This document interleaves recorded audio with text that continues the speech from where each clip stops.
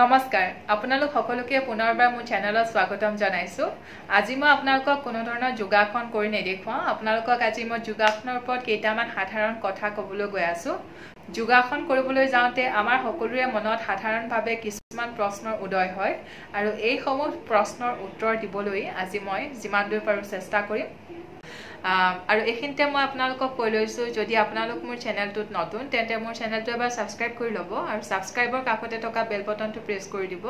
যাতে মোৰ চেনেলত আহিবলগীয়া ভিডিঅ'বিলাকৰ নটিফিকেশ্যন আপোনালোকে পাই থাকে তেন্তে আহক আমি ভিডিঅ'টো ষ্টাৰ্ট কৰোঁ তেন্তে প্ৰথম প্ৰশ্নটো হৈছে যে যোগাসন সকলো বয়সৰ মানুহে অভ্যাস কৰিব পাৰেনে হয় যোগাসন সকলো বয়সৰ মানুহে অভ্যাস কৰিব পাৰে অভ্যাসত বয়সৰ কোনো সীমা নাই সৰু ল'ৰা ছোৱালীৰ পৰা বয়সস্থ মানুহলৈকে সকলোৱে আচলতে যোগৰ অভ্যাস কৰিব পাৰে কিন্তু বয়স অনুপাতে আচলতে আসনৰ টাইপসমূহ বেলেগ ধৰণৰ হয় মোৰ মাৰ বয়স এতিয়া আপোনাৰ 60 বছৰ তেওঁ কেইটামান আসন ৰেগুলাৰ অভ্যাস কৰিবলৈ যত্ন কৰে তেখেতৰ অকমান কঁকাল বিষ আছে আৰু যিসমূহ আসন তেখেতে অভ্যাস কৰে সেই আসনসমূহ তেখেতক তেওঁৰ ডক্টৰেও সাজেষ্ট কৰিছে আৰু ময়ো কেইটামান তেখেতক দেখাই দিছো আৰু সেইসমূহ আসনে মায়ে ৰেগুলাৰ অভ্যাস কৰিবলৈ যত্ন কৰে আৰু তাৰ ফলস্বৰূপে তেখেতে কঁকাল বিষৰ পৰা বহুত আৰাম পাইছে কিন্তু মায়ে লগৰ এগৰাকীক যেতিয়া ক'লে যে মই আসন কৰোঁ আৰু আসন কৰি কঁকাল বিষটো অলপ ভাল পাইছোঁ কিন্তু তেখেতে মাক কি ক'লে যে এতিয়া আৰু বয়স হৈছে এতিয়া আসন কেলে কৰিছে বেমাৰটো ভাল হোৱাতকৈ আপোনাৰ বেয়াহে হ'ব কিন্তু এইটো নহয় যোগাসন সকলো বয়সৰ মানুহে কৰিব পাৰে আচলতে আসনসমূহ সহজভাৱে কষ্ট নোহোৱাকৈ কৰিব পাৰিব লাগে এতিয়া যিসমূহ আসন আপুনি সহজভাৱে কষ্ট নোহোৱাকৈ কৰিব পাৰে তেনেকুৱা আসন অভ্যাস কৰিলে আপোনাৰ কোনো ধৰণৰ অসুবিধা নহয় মাত্ৰ মনত ৰাখিব যোগাসন কৰোঁতে আপোনাৰ বডিটোৱে যাতে পেইন অনুভৱ নকৰে যোগাসন কৰোঁতে যাতে আপোনাৰ বডিটো আনকমফৰ্টেবল নহয় তেনেকুৱা আসনসমূহ কৰাৰ পৰা দূৰত থাকিব কিন্তু আনহাতে আপুনি সকলো বয়সৰ মানুহে যোগাসন অভ্যাস কৰিব পাৰে সৰু ল'ৰা ছোৱালীৰ পৰা বয়সস্থ মানুহলৈকে হৈ গৈছে যোগাসন কোনটো সময়ত অভ্যাস কৰিব লাগে ৰাতিপুৱা নে আবেলি ইয়াৰ উত্তৰটো হৈছে যোগাসন অভ্যাস কৰা কোনো তেনেকুৱা ধৰণৰ সঠিক সময় নাই যোগাসন ৰাতিপুৱা কৰিব পাৰে আপুনি আবেলি সময়তো কৰিব পাৰে দিনটোৰ ভিতৰত যেতিয়া সময় পায় তেতিয়া আপুনি যোগাসন অভ্যাস কৰিব পাৰে কিন্তু ৰাতিপুৱা অভ্যাস কৰাটো এই কাৰণে প্ৰিফাৰেবল ৰাতিপুৱা পৰিৱেশটো খুব শান্ত হৈ থাকে ফ্ৰেছ বতাহ বলি থাকে কোনো ধৰণৰ শব্দ নাথাকে তেনেকুৱা এটা পৰিৱেশত যোগৰ অভ্যাস কৰিলে আচলতে মনটোলৈ আৰু সজীৱতা আহে সেইকাৰণে ৰাতিপুৱা যোগাসন অভ্যাস কৰাটো প্ৰিফাৰ কৰা হয় অন্যথা আপুনি যিকোনো সময়তে যোগাসন অভ্যাস কৰিব পাৰে যোগাসন খালী পেটে কৰে নে যোগাসন খাই উঠিও কৰিব পাৰে ইয়াৰ উত্তৰটো এনেকুৱা ধৰণৰ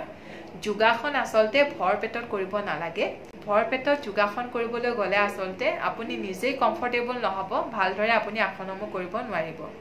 তাৰোপৰি খাই উঠিয়ে যদি আপুনি যোগাসন কৰিবলৈ লয় তেতিয়া আপোনাৰ খোৱা বস্তুখিনিও ভালদৰে হজম নহ'ব হজম হোৱাত অসুবিধা হ'ব সেইকাৰণে যদি আপুনি কিবা লাইট ফুড লৈছে ধৰক আপুনি কফি লৈছে চাহ লৈছে বা জুচ লৈছে তেতিয়া আপুনি আধা ঘণ্টামানৰ ব্ৰেকৰ পাছতো যোগাসন কৰিব পাৰে কিন্তু আপুনি যদি হেভি ফুড লৈছে ধৰক লাঞ্চ লৈছে তেতিয়া আপুনি ৩-৪ ঘণ্টামানৰ এটা বিৰতি দিব তাৰ পাছত যোগাসন কৰিব যাতে আপোনাৰ খোৱাখিনি অলপ হজম হয় সেইটোৱে মনত ৰাখিব লগা কথা যে যোগাসনটো ভৰ পেটত কৰিব নালাগে যোগাসন অলপ খালী হ'ব লাগে পেটটো তেতিয়া অভ্যাস কৰিব ইয়াৰ উপৰিও আৰু কেইটামান ইম্পৰ্টেণ্ট কথা আছে যিটো যোগাসন অভ্যাস কৰিবলৈ যাওঁতে আমি মনত ৰখাটো আচলতে প্ৰয়োজনীয় হয় সেইকেইটাও মই ইয়াতে থুলমূলকৈ ক'ব বিচাৰিছোঁ প্ৰথমটো হৈ গৈছে যোগাসন কৰিবলৈ যাওঁতে আপোনাৰ বডিটো হাইড্ৰেট কৰি ৰাখিব মানে বহুত সময় পানী নোখোৱাকৈ আছে ধৰক আপোনাৰ বডিটো হাইড্ৰেট হৈ থকা নাই এনেকুৱা এটা অৱস্থাত যোগাসন কৰিবলৈ নাযাব যোগাসন কৰাৰ আগত অলপ পানী খাই ল'ব বডিটো হাইড্ৰেট কৰি ল'ব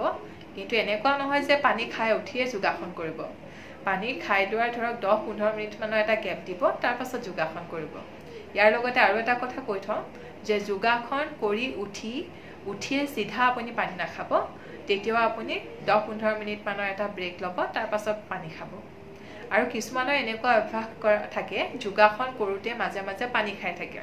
পানী আচলতে খাব নালাগে আৰু যদিও খায় আপুনি অলপ অলপকৈ চিপ কৰি কৰি খাব ঘুট ঘুটকৈ খাই নিদিব অলপ মুখত লৈ লৈ অলপ অলপকৈ হেফ ঢুকি ঢুকি আপুনি অলপ অলপকৈ পানী খাব পাৰে নেক্সট হৈ গৈছে যোগাসন আপুনি গা ধুই উঠিও কৰিব পাৰে বা গা নোধোৱাকৈও কৰিব পাৰে কিন্তু যোগাসন কৰাৰ পাছত লগালগ আপুনি গা ধুবলৈ নাযাব প্ৰায় আধা ঘণ্টামানৰ এটা ব্ৰেক দিব তাৰ পাছত আপুনি গা ধুব পাৰে আৰু এটা মোষ্ট ইম্পৰ্টেণ্ট পইণ্ট মনত কৰিবলগীয়া যে যোগাসন কৰোঁতে আসনসমূহ ধীৰে স্থিৰে সহজভাৱে লাহে লাহে আপোনাৰ বডিত পেইন অনুভৱ নকৰাকৈ আকৌ কৰিবলৈ যত্ন কৰিব আনক দেখি আপুনি আসনটো পাৰফেক্ট কৰিবলৈ নাযাব যোগাসনত আচলতে পাৰফেক্ট পশ্চাৰ বুলি এনেকুৱা কোনো ধৰণৰ পাৰফেক্ট পশ্চাৰ নাই যিটো পশ্চাৰ আপুনি সহজভাৱে বডিত পেইন অনুভৱ নকৰাকৈ কমফৰ্টেবলি কৰিব পাৰে সেইটোৱে আপোনাৰ কাৰণে আইডিয়েল পশ্চাৰ হয় বেলেগক দেখি আপুনি কষ্ট কৰি যিটো আপুনি পৰা নাই আপুনি পেইন অনুভৱ কৰিছে তেনেকুৱা আসন আপুনি বেলেগক দেখিয়ে কৰিবলৈ নাযাব প্ৰথম চাব আপোনাৰ বডিয়ে আপোনাক পাৰমিট কৰিছে নাই সেই পাৰ্টিকুলাৰ আসনটো কৰিবৰ কাৰণে যদি আপুনি পৰা নাই তেন্তে এভইড কৰিব জোৰ জবৰদস্তি যিকোনো এটা আসন কৰিবলৈ নাযাব নেক্সট আৰু এটা ইম্পৰ্টেণ্ট কথা হৈছে যোগাসন কৰোঁতে আপুনি উশাহটো ধৰি নাৰাখিব যোগাসন কৰোঁতে উশাহটো লৈ থাকিব বহুতে ভুল কৰে আসনটো ধৰি ৰাখিবলৈ যাওঁতে উশাহটো বন্ধ কৰি দিয়ে কিন্তু তেনেকুৱা নহয় আচলতে উশাহ নিশাহ লৈ থাকিব লাগে উশাহটো ধৰি নাৰাখিব মাত্ৰ এটা কথাই মনত ৰাখিব যোগাসন কৰাৰ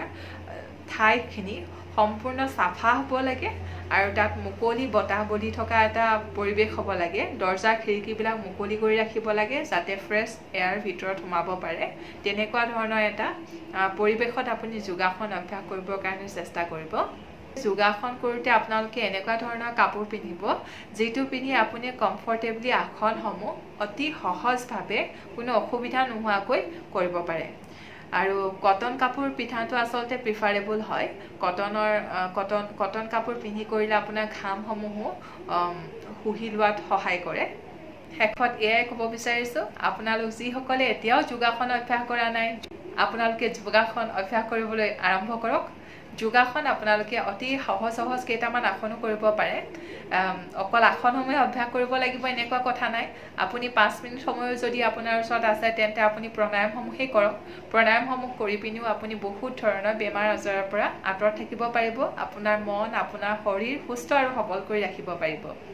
যোগাসনৰ অভ্যাসে আমাৰ অকল শৰীৰেই ঠিক কৰি ৰাখিব শৰীৰটোৱে সুস্থ সবল কৰি ৰাখিব এনেকুৱা নহয় যোগাসনৰ অভ্যাসে আমাৰ মন আমাৰ আত্মা সকলো সুস্থ আৰু সবল কৰি ৰাখে এতিয়া আচলতে যোগাসন আপোনাৰ বিশ্বৰ সকলো কোণতে বিয়পি পৰিছে কিন্তু অসমত এনেকুৱা বহুতো মানুহ আছে যিসকলে যোগাসনৰ বিষয়ে সজাগ নহয় তেন্তে আহক যোগৰ এই যাত্ৰাত আমি সহযাত্ৰী হওঁ নমস্কাৰ